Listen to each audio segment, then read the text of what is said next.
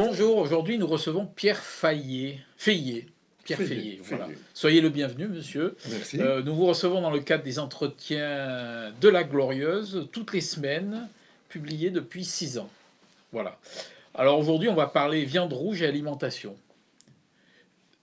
C'est un peu à la marge de la manifestation sur la bouvine qui a rassemblé le monde de la ruralité, une polémique avec un élu animaliste qui soulève un peu le sujet de l'alimentation, de la pêche, de la chasse et donc de la viande, et du rapport avec la nature et l'alimentation.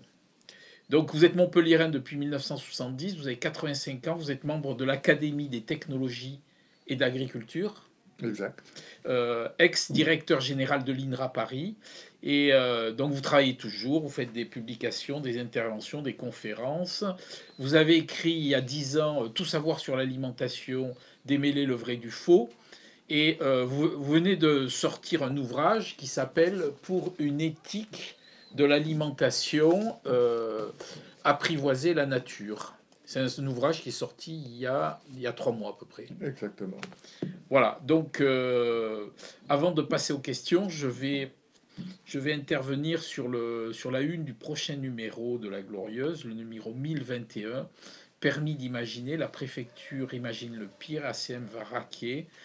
La tour d'argent, les derniers jours hors budget. Voilà, la tour d'Assas, c'est la tour qui a la paillade qui va être détruite. Je ne sais pas si vous êtes au courant. Voilà. Ensuite, on revient sur ChatGPT.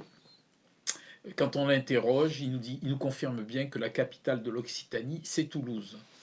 On en fait un article. On revient sur le duo ville-région Delga Métropole, Delga de la Fosse, camarade ou concurrent. Et un article aussi sur l'inconstance du maire de Castelnau. En ce moment, c'est le pastis à Castelnau.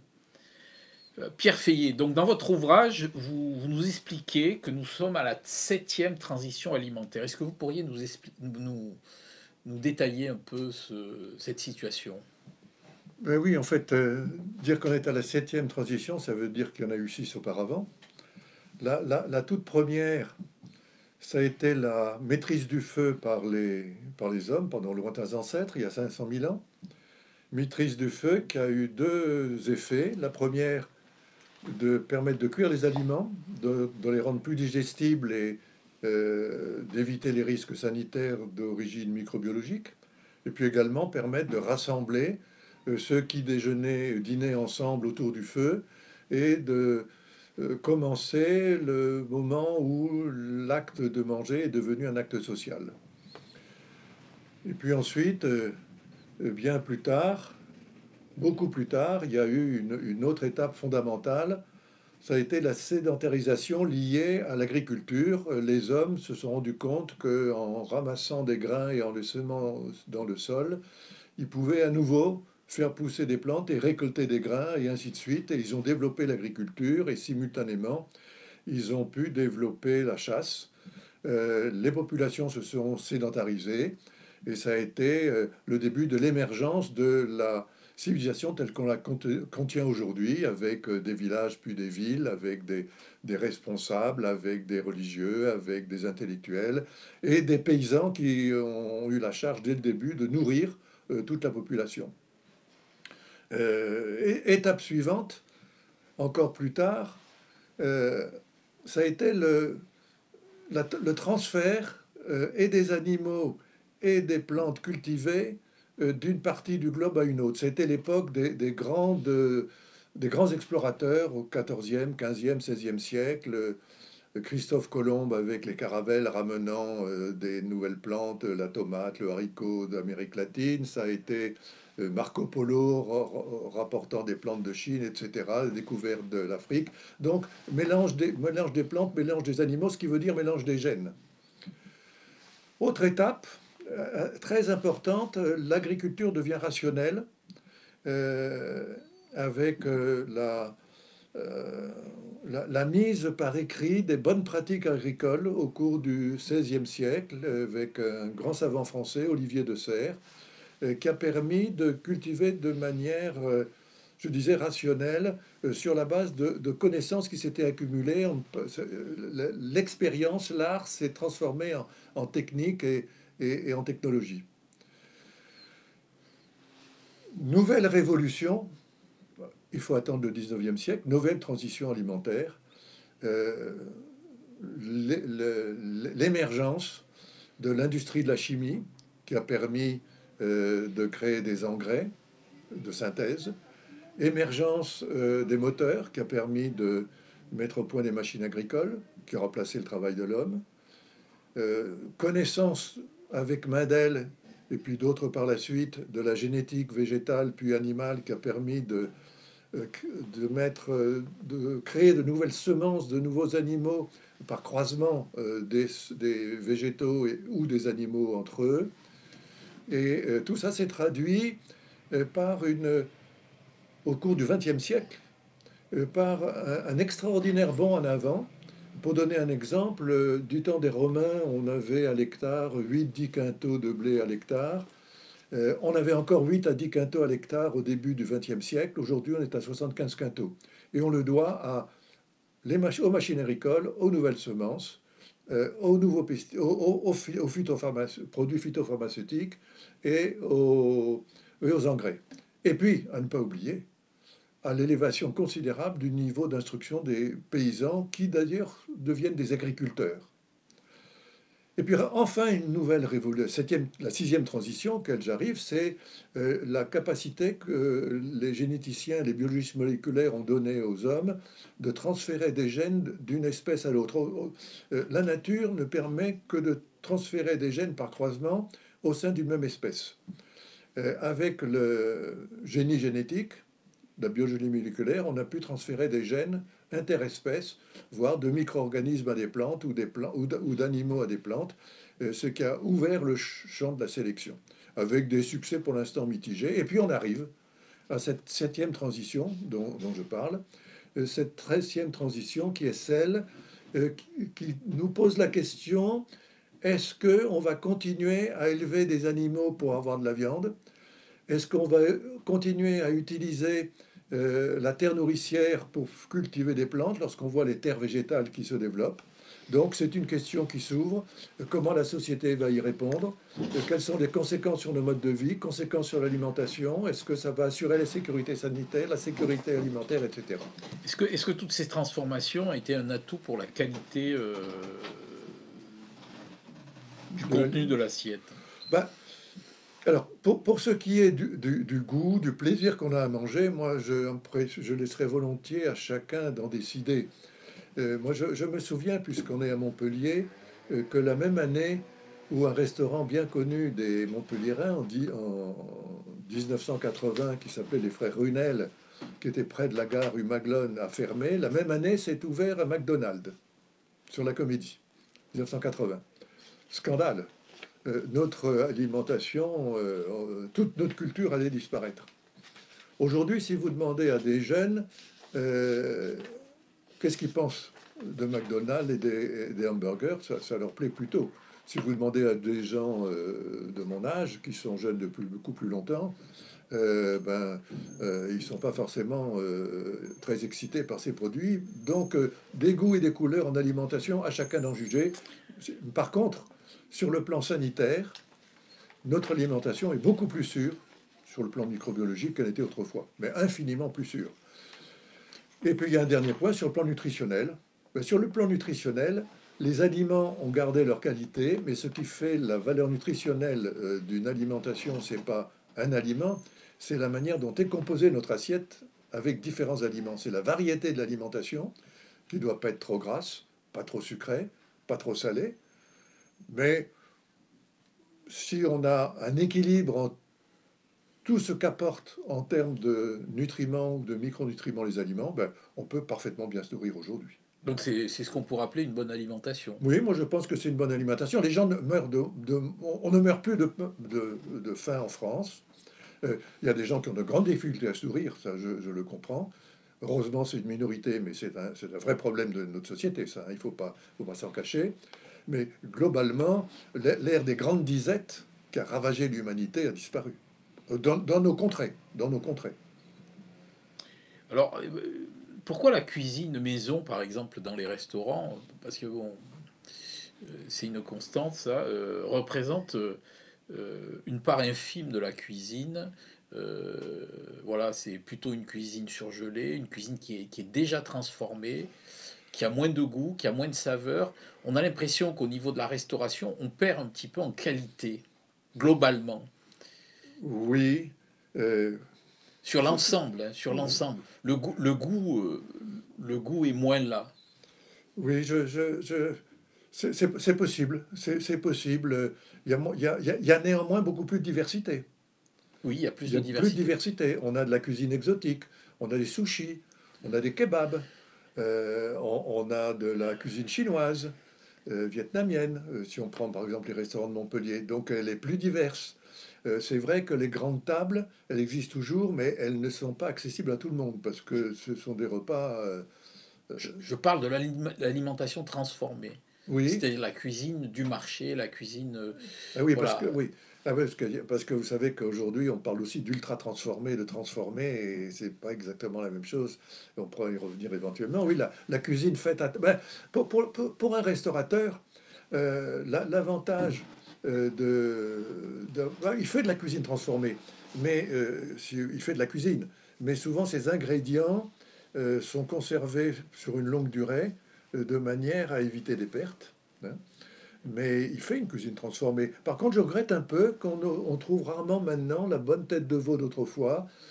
C'est difficile de trouver un bon ragoût dans un restaurant ou de trouver une blanquette de veau, hein. Ça se trouve plus, hein. C'est assez standardisé là, de ce point de vue-là, hein. Alors, est-ce qu'on peut continuer à se nourrir en utilisant, en mangeant de la viande rouge? Ah ben, il faut continuer à manger de la viande rouge, hein, pour bien se nourrir. Il faut continuer à manger. Alors, c'est un problème un petit peu complexe. Globalement, les Français mangent.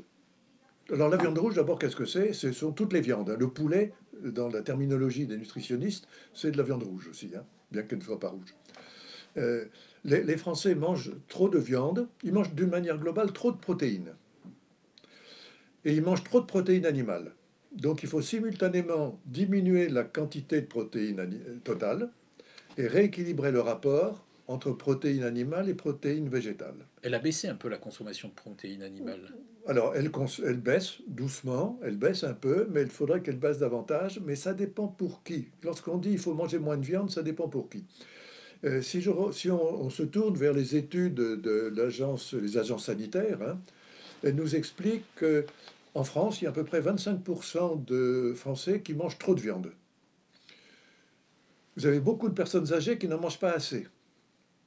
Et comme elles ne mangent pas assez, elles n'ont plus assez de protéines, et quand elles n'ont plus assez de protéines, elles ont des problèmes musculaires qu'on appelle la sarcopénie. Donc le message global qui serait de dire manger moins de viande n'est pas un bon message. Il ne faut pas manger plus de 500 grammes de viande par semaine. Il y en a qui en mangent bien davantage. Hmm. Cela, il faut qu'ils baissent. Mais ceux qui en mangent 100 grammes, à moins d'être très, très précautionneux sur la manière de construire son repas, c'est-à-dire de faire attention que si par exemple on est végétarien, on veille à diversifier son alimentation d'origine végétale de sorte que euh, tous les nutriments se trouvent à la fin dans notre assiette, eh bien, dire qu'il faut moins manger de viande peut être dangereux pour ceux qui ne mangent pas assez. D'accord. Il ne faut pas oublier que la viande apporte du fer très métabolisé, beaucoup plus que le fer des végétaux, et que notamment les jeunes femmes, les femmes qui ont besoin de fer pour des raisons physiologiques, euh, ben, il faut qu'elles fassent attention à avoir suffisamment de quantité de fer assimilable, ce qu'elles trouvent que difficilement dans les végétaux. Vous savez, on a toujours dit que Popeye avait une force formidable à cause de le fer des épinards. Eh ben, les fers des épinards, il y en a pas mal, mais il n'est pas bien assimilable. Donc c'est compliqué, c'est compliqué. Est-ce qu'on peut parler de l'influence des consommations de viande sur les individus? Alors, je vais prendre deux exemples.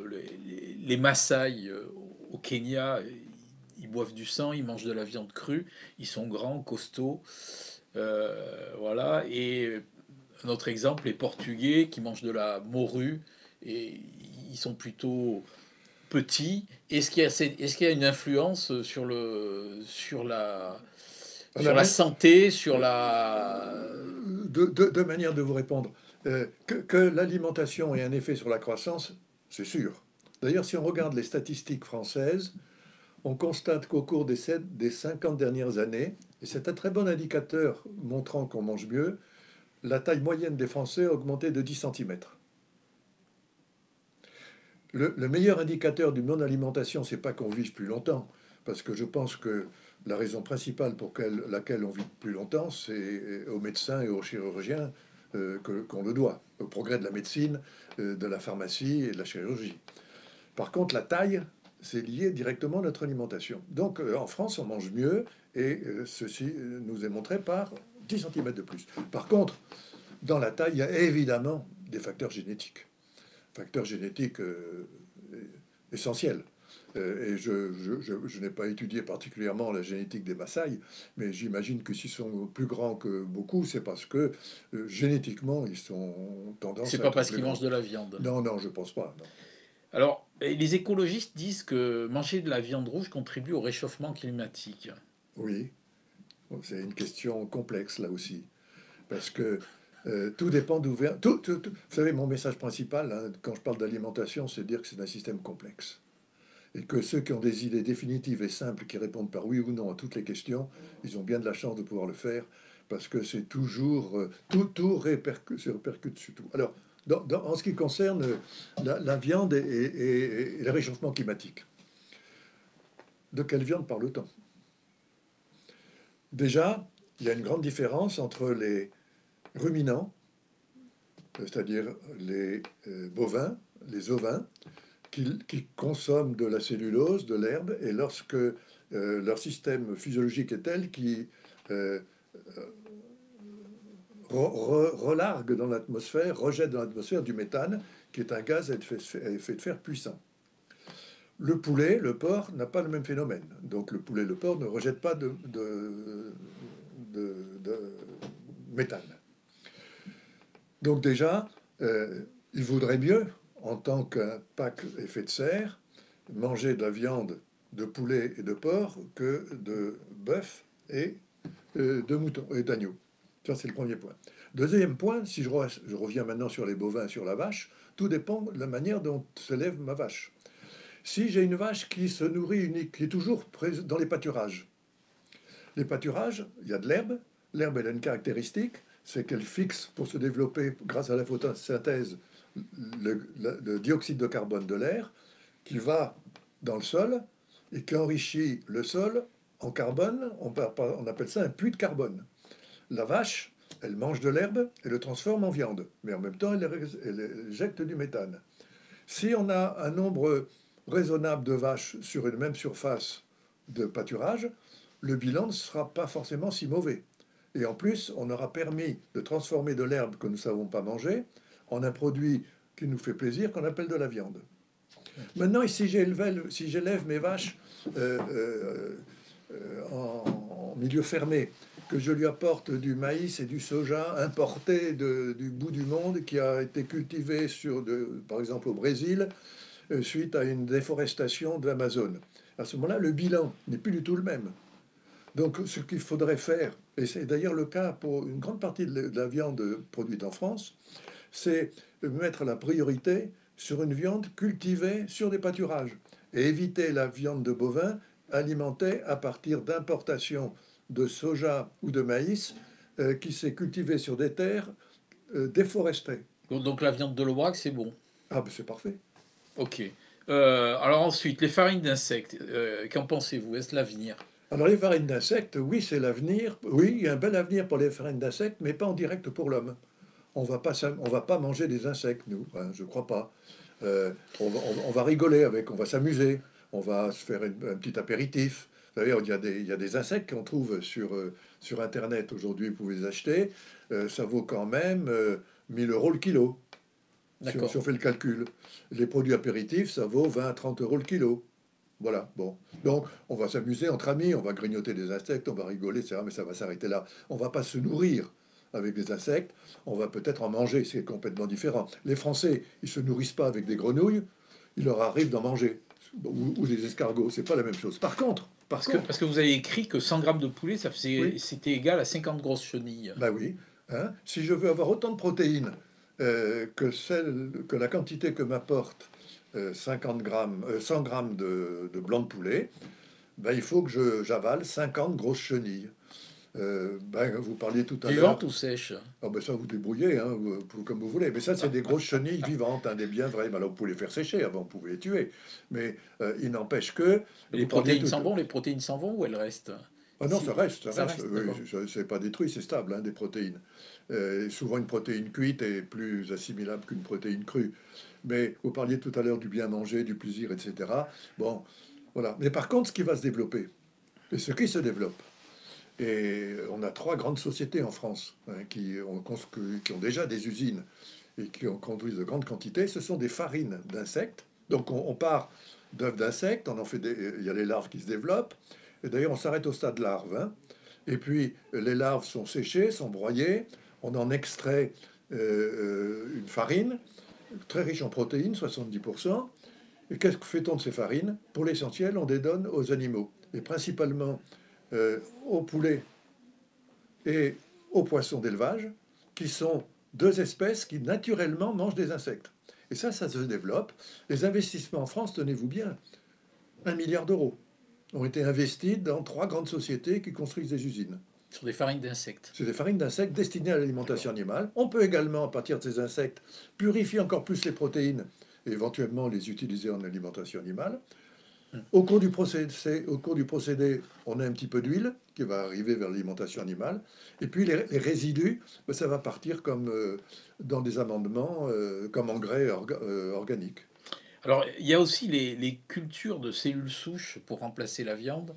Voilà, de la Oui, viande par synthèse, on va dire. oui, on est en plein débat là-dessus. La technique est relativement simple à décrire, elle est plus difficile à mettre en œuvre. On commence par, si par exemple, si je prends je veux faire des muscles de bœuf, ben je commence par prélever des cellules souches à la limite des muscles un animal. Ensuite, je multiplie cette cellule dans un biofermenteur, c'est un espèce de récipient dont on contrôle la température, l'aération, dans lequel il y a un certain nombre de produits de culture. Au début, on travaillait avec des sérums de fœtus de veau, mais ça, c'est plus le cas. Et puis ensuite, on récupère ces fibres, on élimine la totalité du milieu de culture, on les assemble, et peu à peu, on arrive à une texture qui rappelle celle d'un muscle. Alors, il y a par exemple une petite société en France hein, qui se développe, qui marche pas mal, qui s'appelle Gourmet, qui va nous proposer, qui sait faire, maintenant il s'agit de passer au stade ultérieur, industriel, un produit qui s'appelle pour l'instant un foie gras, mais ils savent bien que ça ne sera pas le nom final, un produit équivalent, disent-ils, en termes de texture, en termes de goût à du foie gras, peut-être un peu différent. Et leur ambition, c'est de mettre ça sur le marché, à partir de prélèvements de cellules de souches pour faire du foie Ouais. de canard. Alors j'ai regardé justement sur le gavage des oies, donc ça c'est interdit par les animalistes. Et alors il existe un foie gras 100% végétal avec de la noix de pécan, de noix de cajou, Oui. divers champignons, de la graisse végétale. Est-ce que ça fait rêver ça? Non, ça ne me fait pas rêver, moi, mais c'est peut-être bon. Si c'est bon.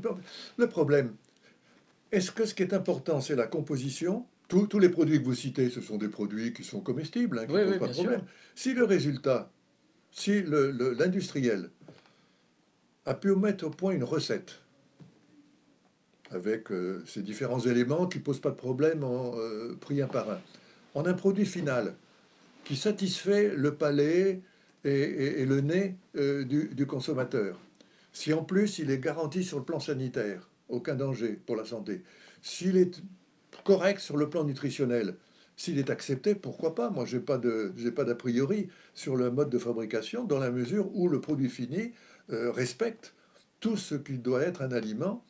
Ne pas vous rendre d'abord, ne pas vous rendre malade, et puis ensuite vous faire plaisir, et faire plaisir à plusieurs aussi, si possible. Hein.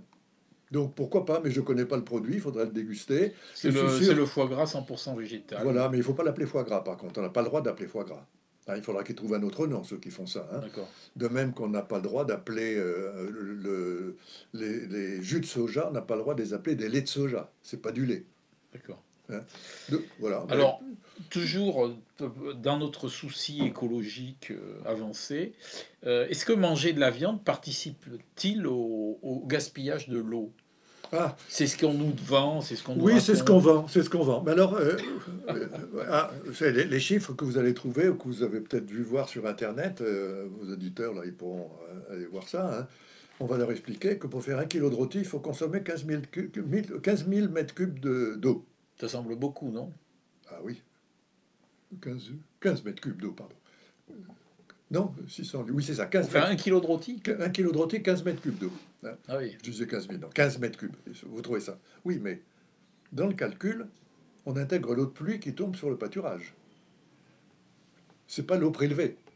Lorsque je regarde la consommation d'eau, c'est l'eau prélevée qui m'intéresse. L'eau de pluie, de toute manière, elle est là. Hein. Que les vaches mangent ou non l'herbe, de toute manière, l'eau est là. Maintenant, si je regarde l'eau prélevée, c'est-à-dire prélevée dans les rivières, prélevée dans les aquifères, prélevée dans les lacs, hein, on est à 600 litres. C'est pas 15 mètres cubes, c'est 600 litres. Et dans certaines régions françaises, l'Institut de la viande en France nous explique que c'est plutôt une centaine de litres. Dans certains cas, ça peut être davantage. Donc, c'est pas une quantité d'eau absolue. Ça utilise beaucoup moins d'eau que la culture de riz. Faire 1 kilo de viande, de rôti, faire un kilo de rôti de bœuf utilise en moyenne beaucoup moins d'eau que de faire 1 kilo de riz. d'accord. Donc vous avez fait un bouquin qui s'appelle Pour une éthique de l'alimentation. Et alors de l'éthique, il y a des droits, des devoirs. Est-ce qu'il y a maintenant des droits, des devoirs entre les hommes et les animaux? Ah, voilà, c'est une question tout à fait intéressante. Moi là-dessus, j'ai une position personnelle qui est de dire que les animaux n'ont pas de droits.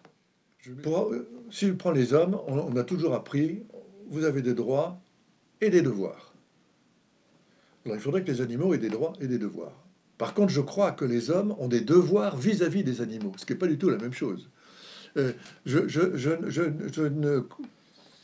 je ne crois pas qu'un poulet, qu'une vache, qu'un poisson ait des droits.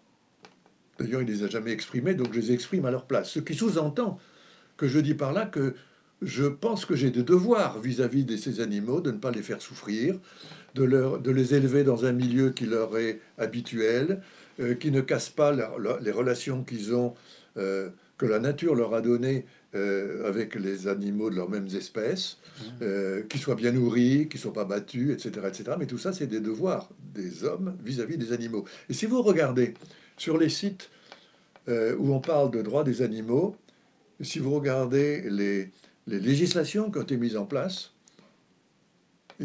point par point, vous constatez qu'on ne parle jamais que de devoirs vis-à-vis des animaux. Donc, que les animaux aient des droits, moi je ne crois pas.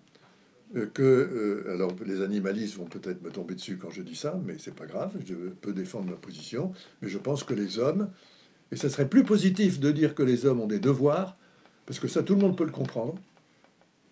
Par contre, dire que une mouche a un droit, je ne sais pas du tout ce que ça veut dire. Alors, bon, l'agriculture, depuis de longues années, elle respecte la nature, elle respecte les animaux. Globalement, bon, il y a peut-être deux, trois agriculteurs qui battent leurs chiens. Il y a deux, Oh, ben, trois je crois que endroits où on tue les animaux de façon incorrecte. Ça a été médiatisé de façon importante. Mais est-ce que l'agriculture doit-elle changer pour mieux respecter oui, la nature oui, et oui, est-ce qu'elle doit beaucoup changer ou quelle est la marge oui. Enfin, aujourd'hui? je vous parlais tout à l'heure des transitions. La très grande transition du XXe siècle, ça a été le machinisme agricole, je vous disais, mais également euh, l'arrivée de l'industrie chimique très positive dans un certain sens, hein, fabriquant des engrais de synthèse, fabriquant des produits phytopharmaceutiques, ce qui a fait exploser les rendements. Mais ça a eu quand même des conséquences sur l'environnement, les produits chimiques dispersés parfois directement sur les agriculteurs, problèmes de santé, pollution de l'air, pollution des sols, pollution de l'eau. Donc ça, ça va pas ça. Donc cette agriculture intensive aujourd'hui est remise en question.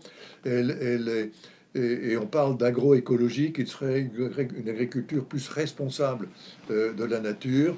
Moi, je parle d'une agriculture durablement productive, c'est-à-dire qu'elle continue. Par exemple, l'agriculture biologique, c'est très sympa. Son gros défaut, c'est que ça produit peu. À l'hectare, un blé cultivé en agriculture biologique fait à peu près 50% de moins de rendement qu'un blé cultivé de manière conventionnelle, hein, de manière traditionnelle. Est-ce qu'il est vendu 50 fois, Il est vendu beaucoup plus cher, du il est coup. vendu Hein. 2 fois plus cher? Oh, je ne sais pas pour le blé, mais si vous regardez dans les grandes surfaces, entre une endive, parce que je regardais ça il n'y a pas longtemps, biologique et pas biologique, on est à 80, 90, 100, 100% de plus. On D'accord. double, hein, le prix. Donc il faut que l'agriculture s'adapte. Et pour ça, ce en quoi je plaide, moi, c'est qu'il faut resserrer les liens entre la nature et les hommes pour une agriculture qui soit euh, plus conservatrice de la nature dans laquelle nous vivons. Alors ça touche éviter d'émettre trop d'effets de serre, ça nécessite de protéger la biodiversité, ça nécessite d'être prudent dans la consommation d'eau, ça nécessite, vu les changements qu'on prévoit, d'adapter les plantes au changement climatique. Donc quand je dis qu'il faut réunir et apprivoiser la nature, c'est-à-dire recréer des liens entre la nature et les plantes cultivées, euh, ça veut dire que pour y arriver, je crois profondément qu'il faut ne pas oublier qu'on a besoin d'un progrès de la science et de la technologie. Est-ce que l'agriculture n'est pas dans ce mouvement de façon importante actuellement? Et elle y est très profondément.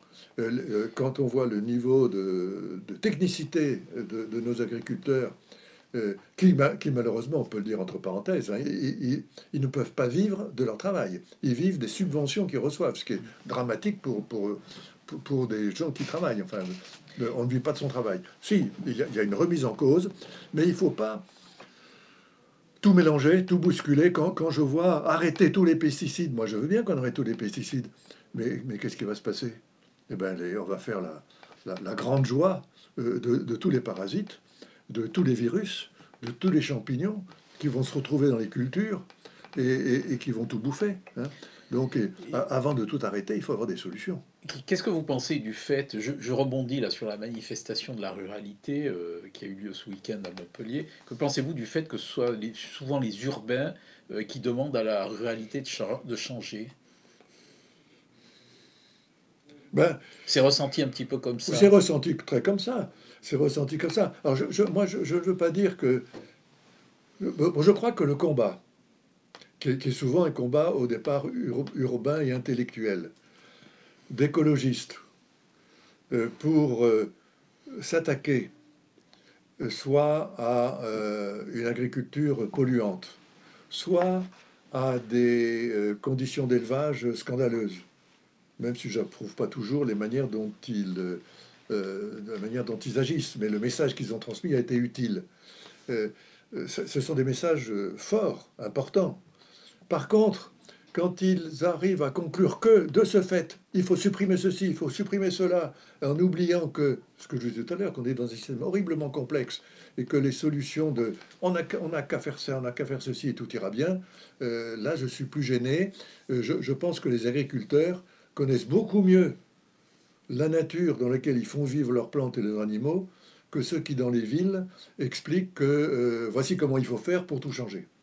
Donc, que les intellectuels des villes soient des lanceurs d'alerte, ça me plaît assez.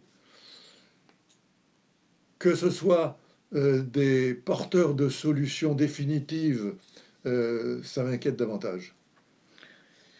Euh, En 2 mots, là, votre bouquin là, sur l'éthique de l'alimentation, apprivoiser la nature, on a évoqué un petit peu quelques sujets. Il y en a d'autres que vous voudriez évoquer? Ah, il y en a. Oh non, c'est difficile parce qu'il y en a beaucoup. Hein. Je parle effectivement du droit des animaux. Euh, Non, on a parcouru pas mal de ce qui était de ce qui est parcouru dans le livre, avec peut-être une idée centrale, c'est qu'on a une nature sauvage et une nature cultivée. La nature sauvage, elle se débrouille toute seule, elle n'a pas besoin des hommes. Au contraire, on veut, regardez l'Amazonie, on veut qu'elle se retrouve toute seule. La nature cultivée, elle ne peut pas se développer sans les hommes. Il faut que les hommes interviennent. Donc quand je parle de lien avec la nature, euh, ils sont totalement différents pour la nature sauvage et pour l'agriculture. C'est pas du tout la même chose, hein. Et l'agriculture a besoin, un blé, un maïs, un petit pois, a besoin d'une intervention de l'homme pour pousser.